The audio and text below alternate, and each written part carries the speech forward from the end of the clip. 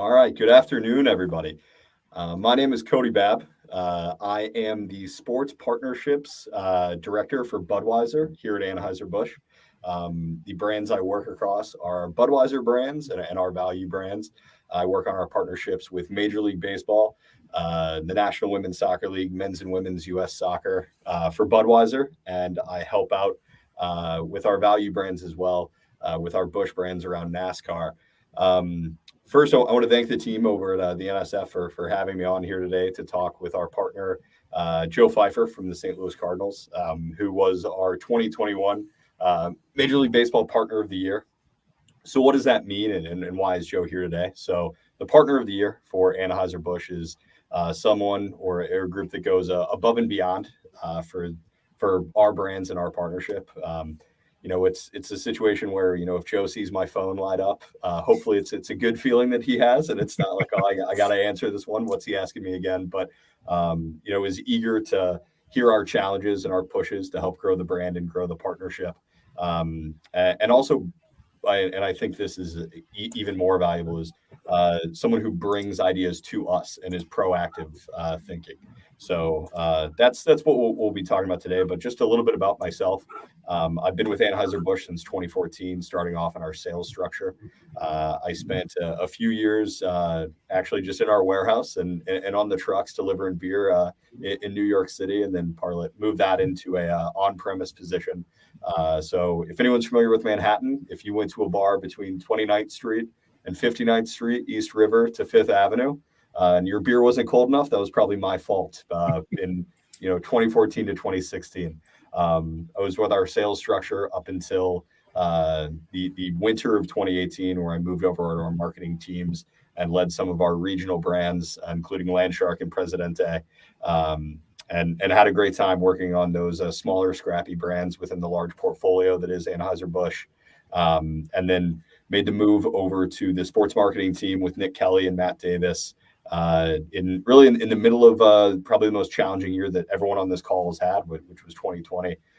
So far my baseball seasons have been COVID impacted, and then a labor strike. So maybe it's me. I'm starting to think, but it's been a great journey, and love working with our partners here. But enough about me. Joining me from our MLB Partner of the Year, St. Louis Cardinals, Joe Pfeiffer. Joe's the director of corporate sales and services, as well as leads the alumni relations for the Cardinals. So, Joe, I'll let you do a little intro for yourself. Well, Kody, first of all, looking forward to a complete, wonderful 22 season in full capacity and 162 games played and a great postseason. So we're going to break that record for you here in 22. Appreciate you having me. Honored to do this and have this conversation with you and everybody else. My background, this is 25 years in the industry, and it's amazing how time flies. Started back in my minor league days, and I wouldn't trade those 6 years for anything in the world. I learned so much from that experience. 2 years with the Toledo Mud Hens, it's still a Detroit Tigers affiliate to this day, and 4 years with the Lansing Lugnuts, and at the time we were Chicago Cubs affiliate. So for a kid from St. Louis, that surprised a lot of the people I know. But what an amazing experience those 6 years were for me, because with a small staff in the minor league industry, you learn so many different areas of the business. Ideally out of school, I wanted to come home and do everything with the Cardinals immediately, be that impatient kid out of graduation. And I'm glad it didn't work out the way I wanted it to work out, because I learned so much from some amazing people. Eric Gibson and Neil Newcomb at the Toledo Mud Hens, and Sherry Myers and Tom Dixon and Tom Glick with the Lansing Lugnuts at the time. So just wonderful people, and learned so much those 6 years. Spent a year in the Continental Basketball Association, helped start up a team, believe it or not, in Michigan during my stretch in minor league sports. And then finally got to come back home when the time was right here in St. Louis, and started with the Cardinals back in 2005 in our season ticket department. And to paint that picture for you, that was the last year of Old Busch Stadium 2. So the final year of Old Busch Stadium, transitioning all of our season ticket holders over to a new ballpark here in 2006. And then to win a World Series right off the bat in this new stadium in '06 and experience the All-Star game, hosting that, and all of the details that go into an All-Star game here in 2009, and then to have a couple more World Series in 11 and 13. We've built Ballpark Village, which is our entertainment district across the street here from Busch Stadium in 2014. And 8 years later, that's thriving as a significant portion of downtown St. Louis. So the 25 years has been incredible. It's gone by so fast. This is my 18th season with the Cardinals. And to do what I do in my hometown with my hometown team and to represent this brand in Cardinals Nation, which is such a regional brand, probably, more than maybe a lot of people even realize. Our metro's 2.2, 2.3 million people, and we are traditionally drawing 3 million plus per season. So we rely heavily on the region, an 8 or 9 state region in our Cardinals radio network. And it's been a great run. And, early stages, I would have changed some things. Looking back on it, wouldn't change a thing now. Well, that's great, and I think when you mentioned you wouldn't change a thing on how you came up through the system, we'll call it through the system, right? And that's great to hear, and excited to have you here with us today. Joe, as you mentioned, you've been with the Cardinals since the early 2000s, and you've had a chance to see some historic seasons and some unbelievable talent, historic players. On that point, what does it mean having Albert Pujols back in St. Louis? Yeah, it's hard to put into words. It's perfect is the word that I'm using to have him back here for his final season. And you look at his career in its entirety, Cardinals, Angels, Dodgers, it's incredible. It's Willie Mays, Hank Aaron-esque when you really break it down by the numbers. But when you look at his 11 years, his first 11 years, which was 2001 to 11 here with the Cardinals, it's hard to find anybody better in the history of the game. With what he did here and his impact on this team and this roster and his leadership, to have that back one more time is going to be, it has been invaluable already.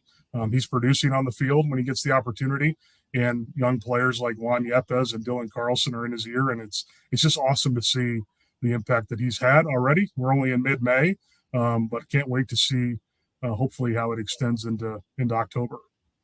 No, that's great to hear, and especially with the mix of the ball club right now, it's great to have that true professional in the team, and a couple of other elder statesmen within the clubhouse as well. With how important is it with Albert Pujols, Yadier Molina, and Adam Wainwright together again?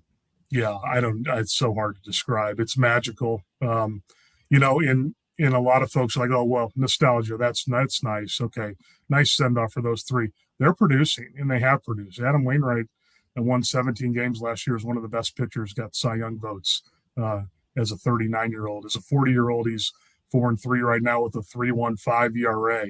Yadi's coming into form. Albert's producing. So, yeah, nostalgia is a big part of it. Tradition, history is massive in what we do, especially here in St. Louis. But the reality is, 3 of the oldest players in the league are contributing. And I think everybody saw that on Sunday Night Baseball on ESPN. It's so exciting, and we're excited to see how the rest of the year ends up for those guys. I don't want to jinx anyone. A lot of milestones, so we're looking forward to seeing some of those come to life. We talked a little bit about what's happening on the field right now for the Cardinals, but let's talk a little bit about the partnership side. And you are our partner of the year, and your team has done a great job of taking some of our national plans and making them local and impactful and meaningful to St. Louis. How does your team keep a pulse around what moves culture within the Cardinal fan base? I think it's by listening, Kody. Honestly, I think it's just active listening to our partners, to our fans, and to our counterparts around the league. I think the one really nice thing about Major League Baseball and our 30-plus teams is that we are willing to have conversations while there's a competitive nature significantly to what we do. We share best practices. We share what's working. We share what's not working. Theme nights. Nobody's done theme nights better than the San Francisco Giants. You don't always have to be first. A lot of times the Giants are, to their credit. But learning and understanding what works. I mean, best Star Wars night, theme night in all of baseball is the San Francisco Giants. We learned that, and we're replicating it.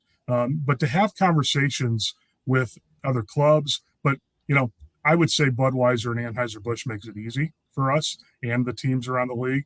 When you guys bring that MLB toolkit to the table and you present what your needs are on an annual basis, that makes it simple for the clubs from my perspective, especially during the pandemic. I look back at 21 and realize what you guys brought to the table, and it aligns so beautifully with some of the things we were already planning and wanted to do in 21. When you think about the Mike Shannon celebration, honoring Adam Wainwright and Yadier Molina and engaging with them at a high level, socially and in person.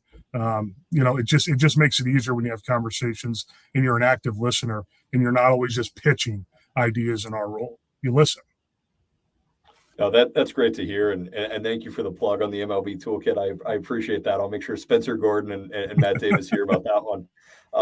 But to follow up on that, as a part of your role, with your handling of alumni relations, what processes or team structure do the Cardinals have to allow to capitalize on that great alumni base that you are able to pull from?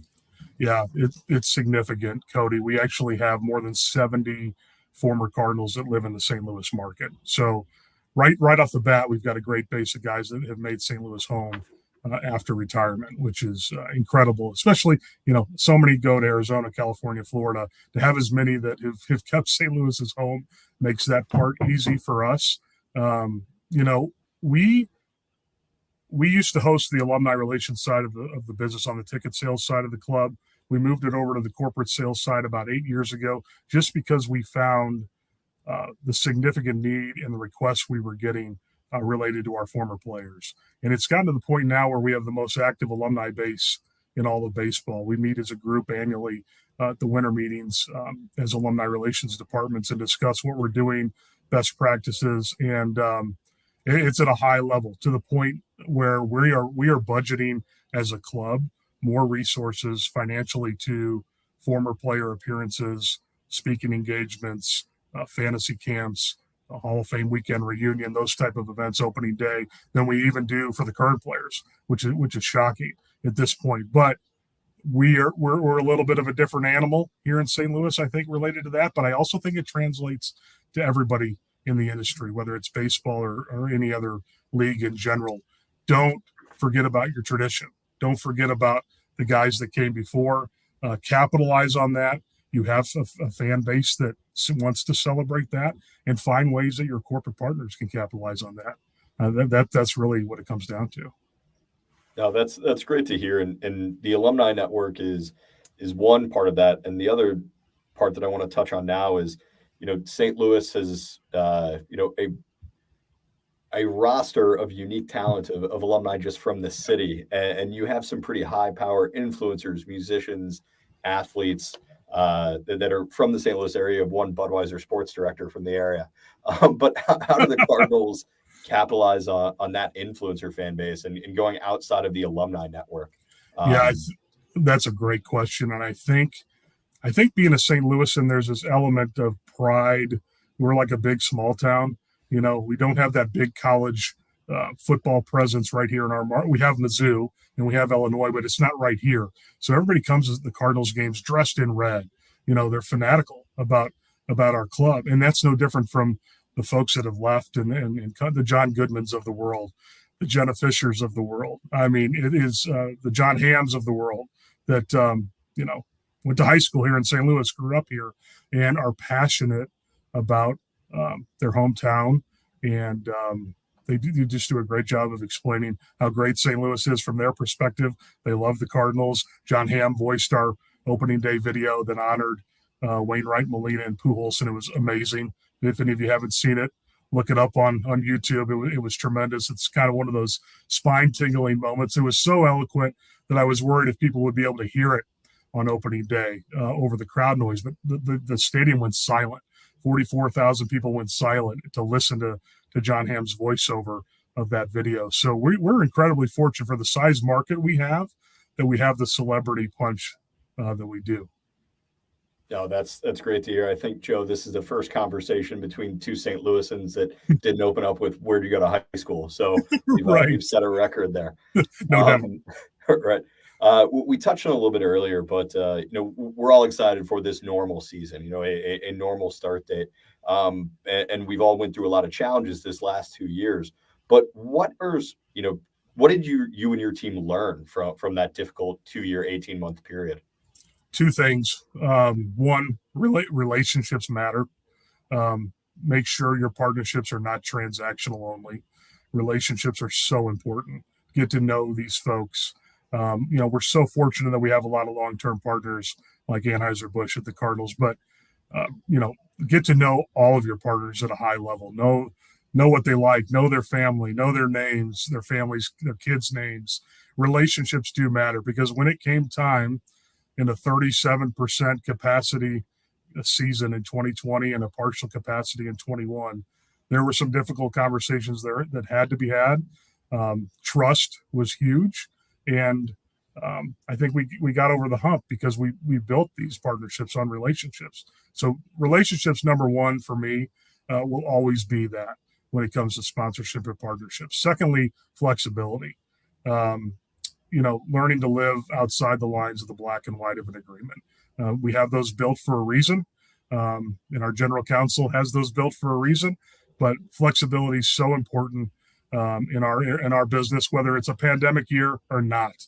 Being able to understand that things change, strategic objectives change with your partners, and being willing to just, using a football term, punt and move on to something different if something's not working out. So we learned a lot of things in 20. And learned a lot of things related to the television broadcast and what works and what doesn't from a signage capacity in our stadium. And that's benefited us here in 22 with a couple of new locations in the ballpark. So while it was a struggle, and I can't stand the word addendum anymore, we learned some things from the last couple seasons. And I hope not to say addendum to you or to any other partners on the call for a long time for a COVID reason. But Joe, you made a great point about the in broadcast signage. What did your team do well out of COVID that you're taking into we'll call it the normal season, be that, e-commerce within the stadium, discovery of a new best practice, which, it sounds like the signage, but just, touch on that point. A couple things, signage for sure, digital space behind our plate, which didn't realize we would even create new landscape back there, but we have, with an elevated digital sign that's performing really well for our partners behind the plate. Learn the value of what to do on the mound. Do you go EVI? Do you go stencil? We figured stencil was better because of the value that it has for our partners, both in the home and the road markets, especially for our national partners, and the value it has on replay with MLB Network and Baseball Tonight and on social. The mound stenciling performed really well. So learned some really key things there. And, a lot of partners are still performing in this space with live Zooms and live chats with our current players and our alumni. That has not stopped. So really being able to use this component that we're talking on right now as an asset has become a big part of what we're doing. We're selling, and it's another way to connect with our clients. I mean, we had an amazing event for one of our clients about a month ago. It was a World Series MVP virtual experience with David Freese and David Eckstein. David Freese is in Austin, Texas. David Eckstein is in Orlando. But it felt like they were right in the living room of these folks that were watching the experience. So I don't think that's going to go away. And then I think it's just a new, creative, fun way to connect with folks all over the country. No, it's great taking that challenging time and turning into a positive, being able to take that moving forward. I want to shift gears here a little bit, but the sports betting landscape is something that's growing across the United States. I feel like there's a different state that's proving it, each week. But sports betting currently isn't legal in Missouri, and candidly, our company doesn't engage in the space to date. But with that, is there something that your team is looking at in the future? We're ready, Kody. I'll just put it that way. We're ready from top to bottom. The discussions have been had. I know our executive team is prepared for it. It looks like later than sooner here now for the state of Missouri. But you know what? it's a goal of every club and the league to engage fans in new ways and at new levels. And we know this will do that. The casual fan, especially, that may not have a vested interest in a diehard fan like you and I are of Cardinals baseball and baseball in general, you're going to pick up a significant portion of new avid fans of Cardinals baseball just because they placed a bet on the game, and we know from other markets and other leagues how well the category has performed, not only in gaining new avid fans for your team and your sport, but also on the sponsorship and partnership side too. The sky's the limit. The category potential is massive, but I guess the St. Louis Cardinals are just going to need to be a little bit more patient when it comes to this category right now. You'll stay in the on deck circle for right now. We're on the on deck circle, and we are geared up. Perfect. Great to hear. Shift again. There was an awesome announcement earlier this week about Anheuser-Busch will be partnering with the new MLS team that's coming to St. Louis, and the Cardinals and the Blues have a great history of collaborating, whether that's theme nights, celebrations on both sides. But can you talk a little bit about the impact that the new MLS team will have to your system, and some possible synergies that you execute currently with the Blues and are excited to talk about with the new team down the road? Yeah, our partnership with the Blues is awesome. I think anybody in Enterprise Center or Busch Stadium knows that we're connected. We've even created a logo, One Nation logo, together. We do coexisting theme nights. We do a Blues night here. They do a Cardinals night down there.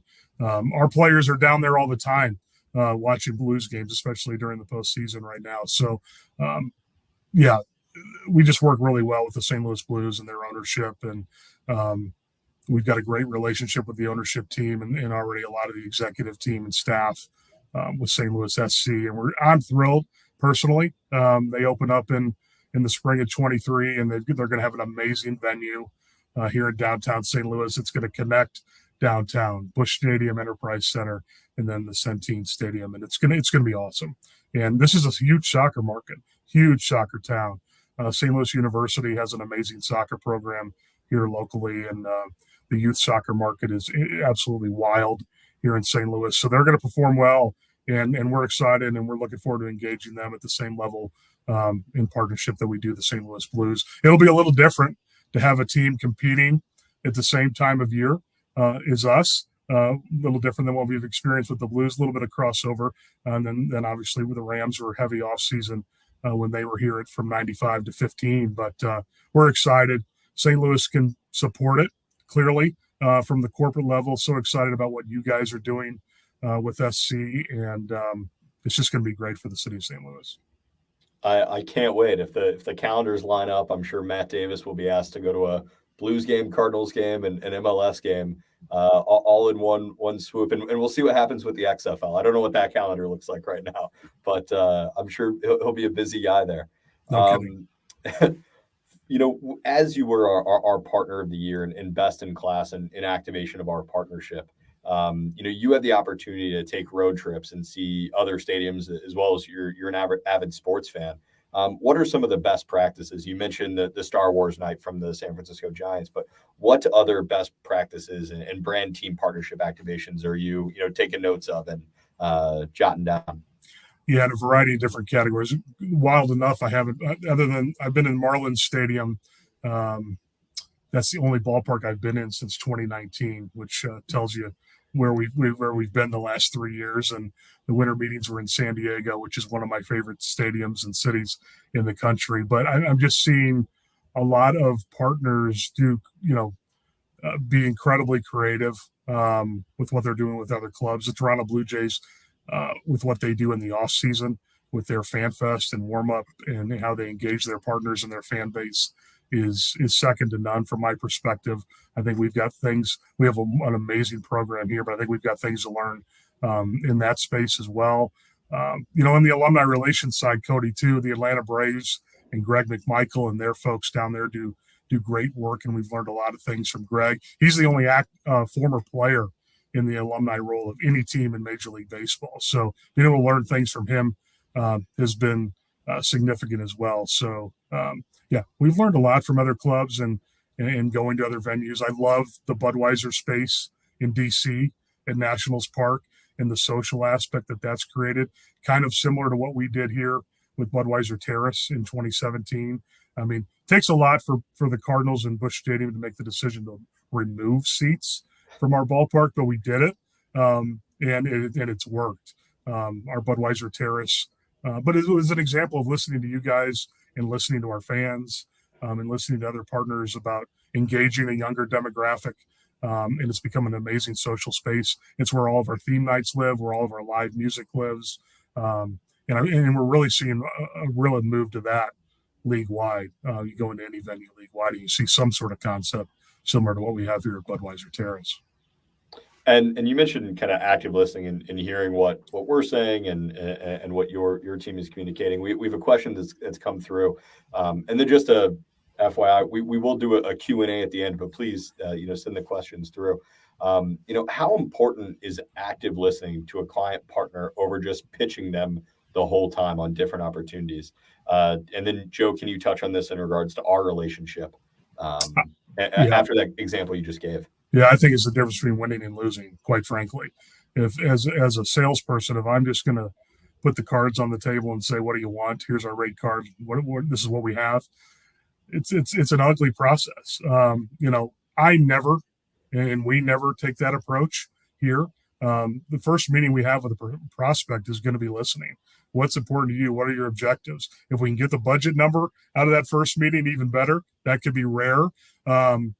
But understanding what their needs are, because we have the ability in this sport, any sport for that matter, to create assets and be incredibly creative. And we have signage, we have radio, we have TV assets, we have promotional items, we have digital, we have social, we have experiential, e-commerce, to your point, Kody. There's so many different ways to reach the end user. And our partners that do it best, you guys included, touch all of those areas. So am I listening to the Cardinals brand? Am I seeing Budweiser? Am I hearing it? Am I experiencing it? That's what we want. Our best partners do that at a high level. And I'll give kudos out to one of our best in category in the C-store category is On the Run here in St. Louis. The Card Score 6 program. Everybody in this market knows what it is over the last decade. My kids ask me in the summertime, did we score 6 yesterday? Before they even ask if we won, which drives me crazy. But if the Card scores 6, it's 60-cent drinks the next day at On the Run. And that program, the brand loyalty and the fan loyalty to that program has been incredible. And when you guys brought to the table what you needed in 21, in a season where we needed to be creative, we listened to that. And we were able to celebratory moments. Mike Shannon last year in the booth after 50 years, Adam Wainwright and Yadier Molina going down the stretch with their battery number going for the all-time record. It's been really important to hear what you want and then be creative and create what you need. We're not always going to be plug and play when we hear a partner say, this is what we need. We may not have it, but how can we create it to meet your needs? Because that's the end goal, their return on investment. And at the end of the day, that's what's going to lead to long-term partnership. No, I think that's you nailed it there. And from the brand side to help answer from us, I think we have some coast to coast amazing partners. I'll give shout outs to the Padres and to the Washington Nationals of constantly bringing different ideas that's available to us. I think it gets repeated too much during my MLB summit, but I try to say your market better than I do. As much as I want to be in Cincinnati, Chicago, Houston, Dallas, across the board, you're an expert of your market. And so please let us know if this matters. In our, the big building here in, 125 West 24th Street, we got some good ideas, but, we don't have the perfect ideas. So, let us know what's happening in your market, what matters to you, what matters to your fan, because that's really where you get past just sports culture and go into just culture overall and make an impact. And I think that's the goal of every brand, right, is to impact culture in a positive way. And I think that On the Run example, 6 is a serious number. 6 is a serious number. You know it. In New York, you know it. Right. So right. That's great to see. Right. So I'll move on to our next question here. So, we're always attempting to find the new or next consumer, from our constant innovation from the Anheuser-Busch side. You're being pushed on innovation. But can you expand on what the importance is to the new consumer and then, establishing your base consumer as well for the St. Louis Cardinals? Yeah, it's an awesome question, and one that I think about and talk about a lot internally here with our staff. Even it's Budweiser Terrace is an example of how we engaged and wanted to attract a younger, new consumer, a social space where people can hang out. They're not tied to a seat. We created the Budweiser Ballpark Pass, which is a subscription in essence, where fans for a certain amount per month have two GA tickets or a GA ticket, general admission ticket for every game.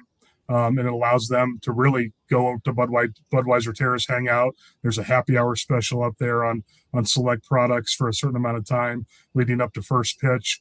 But that's a prime example of how we want to engage a younger demographic. What's important to them? Maybe sitting in the seats for 9 innings isn't. But on the other hand, let's not forget who our base also is. And I think it's a very dangerous slope we go down when we want to just attract a new demographic, that we forget who our base is. Let's not forget who, as David Eckstein said to me a couple of weeks ago, who butters our bread. And let's not forget, in the St. Louis market, that 35 to 55 age group that's split demographically, male, female, that is the base of Cardinals Nation. It's a generational sport. My girls are Cardinals fans because of my passion for baseball. 2 of them are playing softball right now. Would my 14-year-old be instantly engaged by Cardinals baseball out of the blue right now? I don't know. And so it's it's a delicate walk between engaging a new demographic, but not forgetting about your base, and that base that buys your tickets, that buys corporate suites, that buys party suites, that engages your autograph sessions at a high level. So don't forget about them. That's my message. I think we tend to get tunnel vision sometimes in this industry, that we're just focusing on a certain category and a certain age demographic. Oh my gosh, there's another league that's attracting the 21 to 29-year-old at a higher pace than we are. That's probably true, and there's probably a good reason for that. But let's not forget what got us here and who our base also is. No, it's extremely important. We talk about that constantly from our side as well. So I think it's very clear there are opportunities, but you need to remember, exactly what you said. We have another question coming in around from the audience. Are there any new assets that the Cardinals or Budweiser is using to engage with fans or activate partnerships? Joe, I'll answer this one first from my side, and then you can chime in. E-commerce is so important for our side. It was one of our learnings coming out of the challenging years that we went through.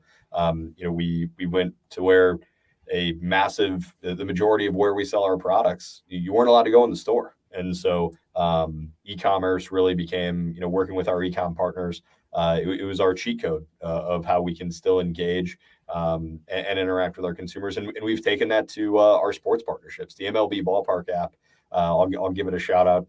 It is extremely robust and gives each club the opportunity to connect with that fan. I'll brag about the Washington Nationals a little bit. They helped us activate on 4th of July last year a program where through the Ballpark app, we were able to give everyone a Budweiser on the 4th of July. And it was great to see, the urgency from the teams to say, people learned and became more comfortable with technology during from 2020 on. And it was great to see the team's eagerness. So that was a long-winded answer of the newest things we're using or from the e-commerce side. But Joe, I'll let you chime in. Well, I want you to plug Hit the Buds too while we're on here. Yeah. That was a great opportunity. We were given a challenging World Series where it wasn't happening in the home team's ballpark. And I think anytime we hear the word tarps from now on, everyone kind of gets a shiver. But we used some creative signage during the World Series and created a Hit the Buds program. So in these empty stadiums, we were able to have a target in the outfield. And on social, we, made a call out to our fans of that anytime this target would be struck with a home run during the World Series, that a lucky fan was going to get a chance to win Budweiser for a season. And Randy Azarina is my always going to be one of my favorite players, because during that World Series, my guy hit a home run and hit the buds, and a great partner and fan, Mr. Buck, included it into the call. And had it not been for, I think, the series finale of The Bachelor, we were trending on Twitter #2, but it was a huge win. And it was from, limited fans in the ballpark. And our team was like, all right, it needs to be a digital way that also is included in broadcasts, fun prizing, and gamifying the game.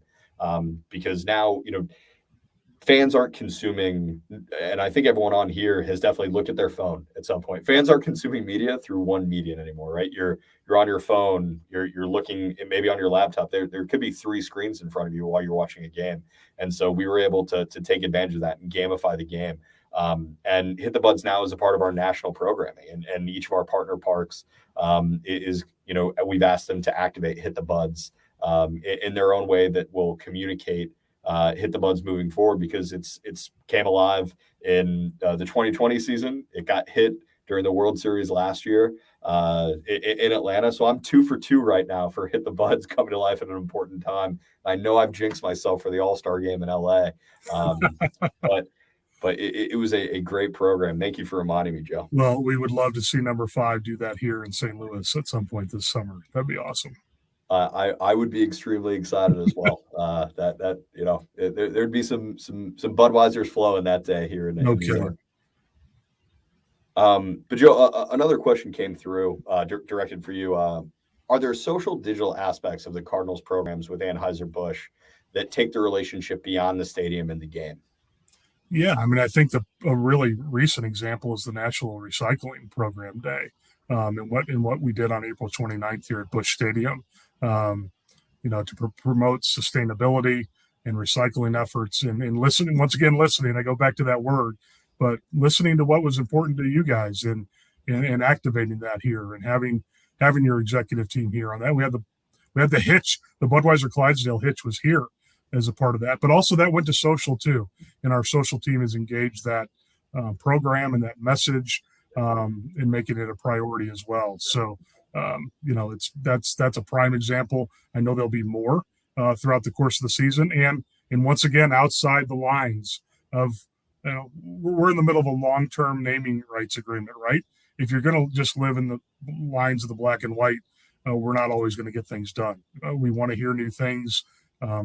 When our partnership was written, Kody, social media wasn't even a thing, right? So when you look at it now, our ears are open. You guys do a great job of bringing options to the table. Our social team listens, engages, and plugs and plays where they have the opportunity, and when it makes the most sense, both in game and out of game. We're excited about that program. We're excited about other responsibility messaging that you guys have coming this summer. I mean, you have the broadcast the spot that currently lives in our radio broadcast, which is promoting, responsible drinking, using Uber. You've teamed up with Mothers Against Drunk Driving. You guys do an amazing job on the responsibility side, and our ability to get that message out, not only to the Cardinals radio network, but on the social platforms, is a big deal, because once again, you're hitting different demographics and different age groups through those mediums, for sure. Definitely. And to add some, perspective from our side with a different partner, I think the social digital aspect is always important, right? But our social listening team for Anheuser-Busch, they do an amazing job of keeping close on stories that are happening, what's developing both on the field, around the game, but also in culture. And last year, our social listening team, as well as the MLB, had flagged to us that there was going to be the first all-female broadcast that was going to be on YouTube, and I believe it was the Tampa Bay Rays and the Baltimore Orioles, that this was going to be happening. And so we connected with both franchises and put out some content around that. And that really, I don't think anyone remembers the score of the game, what happened, but people remember that was the first all-female female broadcast, which is, amazing to see. Definitely something we look forward to seeing more of, and it being the norm and not something that we have to call out. But it was something that we were extremely excited to engage with those broadcasters and see and take, our, the impact that Budweiser has and go beyond the game. And that was from our social listening team. As a father of 3 girls, that was big for me. That's awesome. Yeah, and not related, but a massive day for the U.S. women's and men's national team with that CBA. Awesome. Congratulations to those athletes. Yeah, for sure. Great to see. So Joe, we've talked a lot about the keys to success, and it's communication, it's listening, having an open mind, not starting the conversation off with, well, the contract says, But I want to go a little dark here. But what are some of the most common bumps in the road that you see, when working with partners? Help me learn. Yeah, some of those can be internal struggles, right? Because partners and their agencies can bring some amazing creative ideas to the table. The question is, can we deliver on that?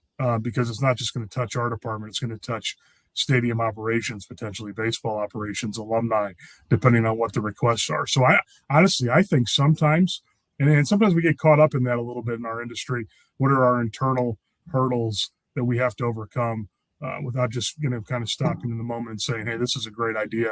How can we make it work? Can't always make it work, but, I'll give an example of one that we're doing right now with Phillips 66, who's our major oil partner. They want to engage the community coming out of the pandemic here. And what better way to do that than through Little League Baseball? So they're engaging one of our athletic associations locally, Afton Athletic Association. Kody, you're probably familiar with where those fields are located off of Gravois Road here in St. Louis. But they are actually going to sponsor a Little League game one night, and we're going to bring the big league experience to that game. Fred Bird will be there. John Hewlett, who's our PA announcer, will be there. We're going to have John Jay, 2011 world champion, in one dugout. Kyle McClellan, a 2011 world champion, in another dugout. And they are going to have starting lineups, walk-up music. John's going to announce each player as they walk up. But hurdles, right? Awesome idea, but a lot of internal hurdles to make that work from a legal perspective, from the rights perspective, to what can we do off-site, what our availability is with contract employees versus full-time employees, alumni relations. Our grounds crew is our head groundskeeper coming as a celebrity.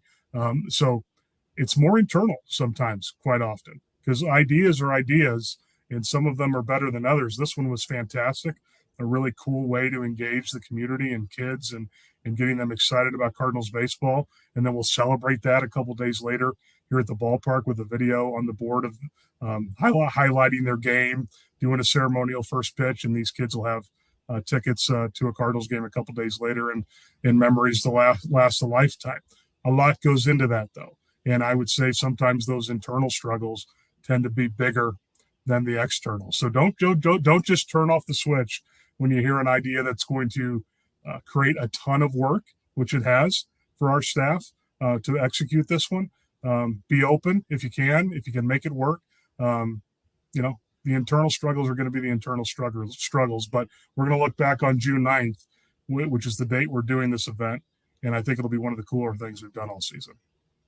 That's awesome. I'll steal a quote from Ted Lasso, and it's "Be curious, not judgmental." During those meetings. Exactly. So that's great to hear. And then if my legal team is listening, Budweiser is not a part of Kids Night at all. No, they're not. They're not. But that's great to see and excited to see that come to life.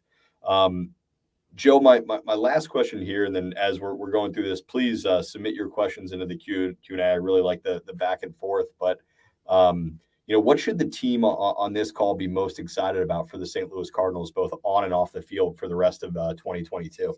Yeah, I'll start with on the field, and I'm not in the baseball operations department, so if any of those guys happen to hear this, don't smack me. But I'm excited about this team because we sit 20-16, and I don't think we've really hit our stride.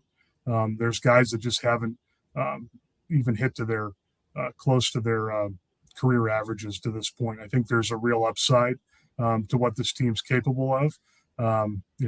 Jack Flaherty hasn't even pitched for us this year. I think if once that happens, if he's healthy, I think sky's the limit.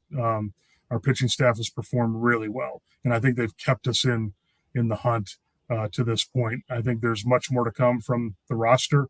Excited about a couple of the young players. Juan Yepes has come up and produced at a high level. How can you not be excited every time Albert Pujols steps in the batter's box?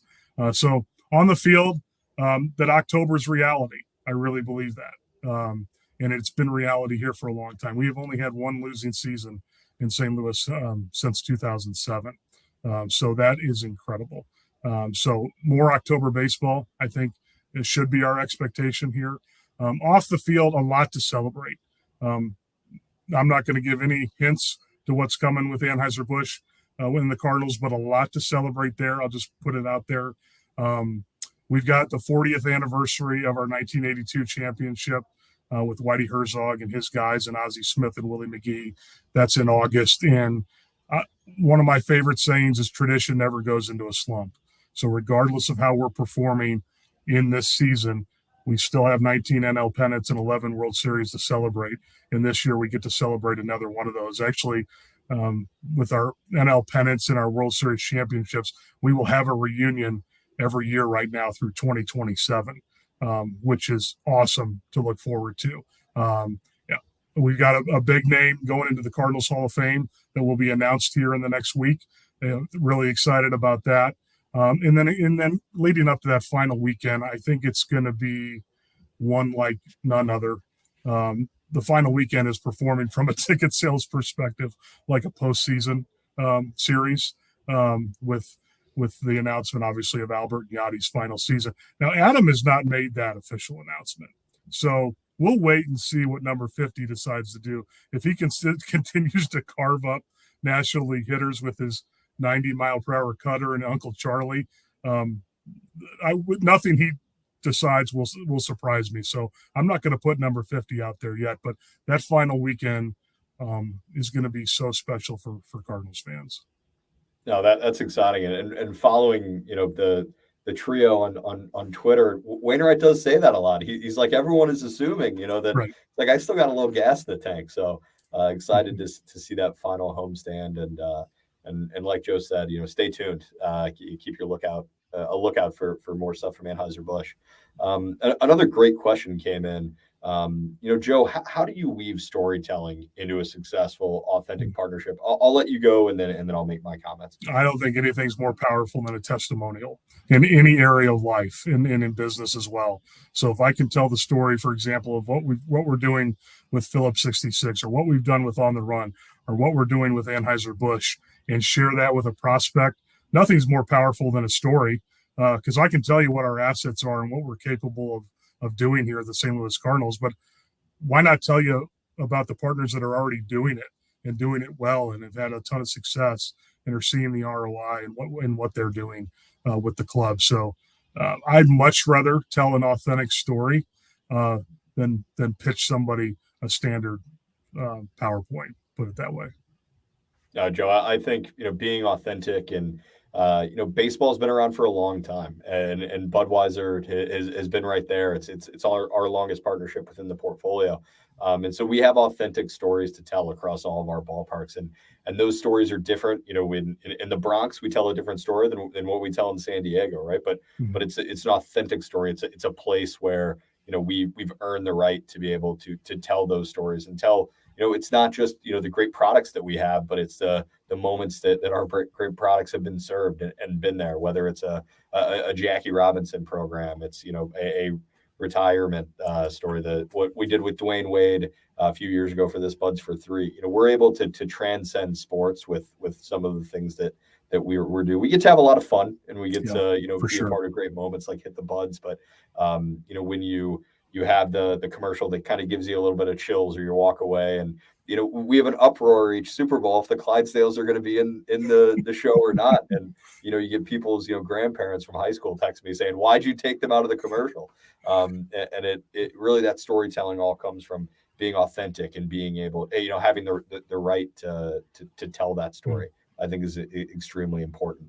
From our end. Joe, those are all the questions I have. I want to open it up to the group, and keep those firing in there. From the crowd. Hopefully, we still have. It's pretty early on the West Coast, so maybe those folks are still there. But I think, Joe. Actually, you know what, Joe? Well, we have stuff coming through it, and I was going through your LinkedIn. Lansing Lugnuts. You said it was the Chicago Cubs.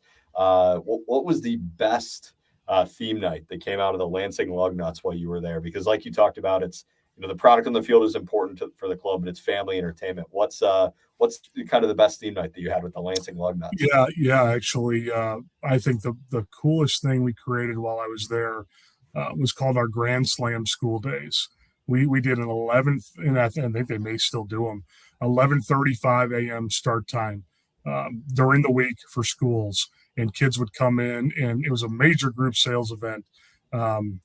So the timing worked from busing the kids from school to the ballpark and then back to school in time for parent pickup. But we'll allow the schools to really select a number of students to really kind of get the sports industry experience. So we'd have a pregame press conference with our players, and students would be asking those questions. Grand Slam School Day was incredible. I mean, Lansing and minor league baseball in general, has the ability and the creativity and the flexibility to do things that we're just not going to do at the major league level from an entertainment standpoint. And from all of the fireworks nights and the theme nights and the San Diego Chicken and the Myron Noodlemans of the world, for those of you that have been in my world in the past, it's family entertainment first. Oh, by the way, there's a baseball game going on the field, and you might come across a hot prospect that that's going all the way. And I'll never forget the Midwest League All-Star game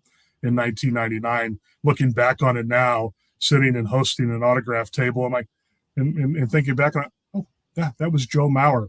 And 23 years later, we see what Joe Mauer became with the Minnesota Twins. So you get that aspect at that level, but it's so much about family entertainment. We used to joke, our owners joked it in Lansing, we could have a rodeo going on and it wouldn't matter if it was baseball or rodeo. People are here to have a blast and have fun. And, it was family, fun, affordable entertainment at that level. I love that, man. That's great. We have a few questions coming in, so thanks. Keep them coming. Joe, what's the best lesson you've learned from a partnership that may not have gone as well as you would have liked it? Yeah, we've had, you're always going to have a couple that walk away. I'm not going to name names that surprise you. And you know what? Those hurt, actually, because our goal is so intentional to be long-term with our partnerships. We rarely have the one and dones. We experienced that a little bit in 2009 with the market crash, and we hosted the All-Star game of all years in 2009. And some partners just cherry picked 2009, but we didn't have a ton of control over that. So that hurts a little bit, the one and dones, because that's not our goal. The long-term partnerships are our goal. So, partners leave at times when it's out of our control. We've had categories leave because international may have been more important than domestic sports at the time. So those sting a little bit. You can't take them personal, especially hopefully you didn't have anything to do with them departing. But learning to move on, and what can we learn from that partnership, and how can we avoid maybe getting stung the way we did on that one and done in the cherry pick year? What can we learn from that? What placeholders can we put in? What can we do relationally so that doesn't happen again? But you learn from those experiences. Yeah, I'm not going to name names either, obviously. I think the best lesson that I've learned from a partnership that may not have gone well is take a look at what your must-haves are when you're going into a partnership. When you're a brand that's been around for as long as Anheuser-Busch has been, or even baseball, it's your must-haves have probably been pretty consistent. And is that a good thing? Should you take another look at how important signage is, how tickets, autographed items, something that was a mainstay within all of your deals. Maybe in 2022, it doesn't need to be anymore, and something you fought for, but at what cost? That's what I've learned, in my time is, take what has always been the rule, maybe now might be the exception. Yeah, for sure. Don't just flip the switch on a renewal of, hey, these assets look good again. Don't take that approach on either side of the equation. Let's have conversation. Renewals, honestly, and it's a good thing, I think, are becoming more and more like new sales for us year in and year out because we're having conversations like they're a sales prospect and understanding what's important, what's not working. Well, I want to know what's not working because let's get that out of the next agreement. So don't take those long-term partnerships for granted when those 3 and 5 year deals come around because there could be a long-term partner that doesn't have an asset that they should have, and you should be discussing that with them. Oh, great point, Joe. This is good. We have a few more questions coming in.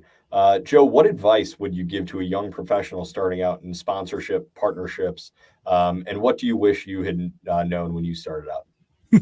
I wish I would have been more patient and understanding to be in the moment more and just soaking up everything in the moment and not always thinking about what's next and what the future is. What's next and what is your future is incredibly important, but stay in the moment and network and talk, and not only network outside of your area of business or your company, but within the walls of your company. That's what I always tell a lot of our new employees around here. Hopefully I don't see you the first time or talk to you the first time when there's an opening in our department and you're interviewing for a position in the corporate sales or alumni area for the Cardinals. That would be regrettable. I want to meet you. I want to talk to you, and don't be afraid. Talk to everybody. Nobody should be off limits. If you're in an organization that somebody's off limits that you can't have a conversation with, I would question that organization. So open door, have conversations, network inside and outside the walls of wherever you're located. Yeah, no, I think that's great. And both from what, with time we've worked together, I think both of our company cultures have that of, For it's, sure. it's a community, it's a group. If, you're on the elevator, it's more uncomfortable if you're not talking than if you are, right? You want to make sure that you're interacting with that person. Let's limit the awkward silence. Right. It's the, it's overused that it's not what you know, it's who you know. But in certain times, that's the best ability you can have is availability and being around. And, I think some great advice that I got is, early on within my career is if you're saying that's outside my scope of work too often, you may need to take another look at your scope of work because those are really just opportunities. For sure. And it's something that, I think some of my colleagues here get tired of me saying it, but, my first day at Anheuser-Busch, my job was to stack up the beer pallets and sweep up the broken chalices. And it's been better since 2014. I've gotten out of having to wear the steel-toed boots and the safety vest, but that came from taking different challenges and different opportunities and, asking for the opportunity, saying, very early on, I was at my Sylvia Luzuriaga. I'll give her a shout out. She's the best. She was my first boss. And I saw that there was a meeting that the New York Mets were coming in to talk. And I said, can I just sit in the meeting? Let me just sit in the back and I won't say a word. Just let me, understand kind of the concept. And Syl said, yes, but you better not talk. And so but if there's not a space, create a space for yourself. And then the second part of the question here was, what do you wish when you had first started out? You know what? It's all been pretty pleasant surprises. So I looking back, I don't know if I would change anything. On my second, it's a long story. I won't bear everyone with the details, but early on in my career, I had a very higher up VP at Anheuser-Busch shadow me on my sales route. And I thought it was a different person the entire day. So I was very casual with this individual. Nothing, it was just a very casual day. And, talked about, complaining about my girlfriend at the time or, just having that normal conversation. And I got a call from my boss afterwards and he goes, hey, how's the, the trip today. I was like, oh, it's fine. He's a good guy, nothing too crazy. And then I was informed on who it was. And, I wish I had known who that was that day. That's my one regret maybe. But no, it's been good. It's been, a lot of pleasant surprises and opportunities over my career so far. Yeah, and I would also, one more point, understand that where you're at right now may not be where you're going. One thing we always tell people around the walls of Busch Stadium here is, you may want to go in a different direction, but let's see what you're doing right now in this role, and let's see it at a high level, execute at a high level.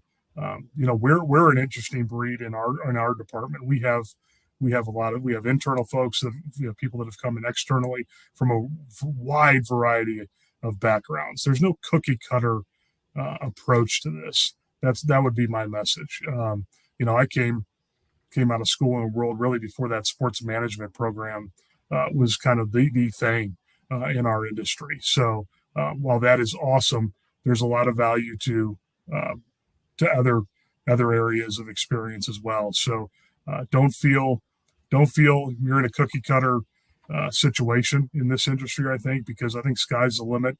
Hard work does pay off. To your point, Kody, I think it's clear with what you've done at Anheuser-Busch. And, I came in with the approach. I'll never forget my interview with Dan Farrell and Thane here at the Cardinals.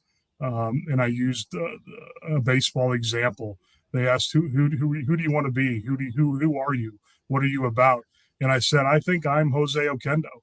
And for people that don't understand what that means from Cardinals history, Jose is called the secret weapon.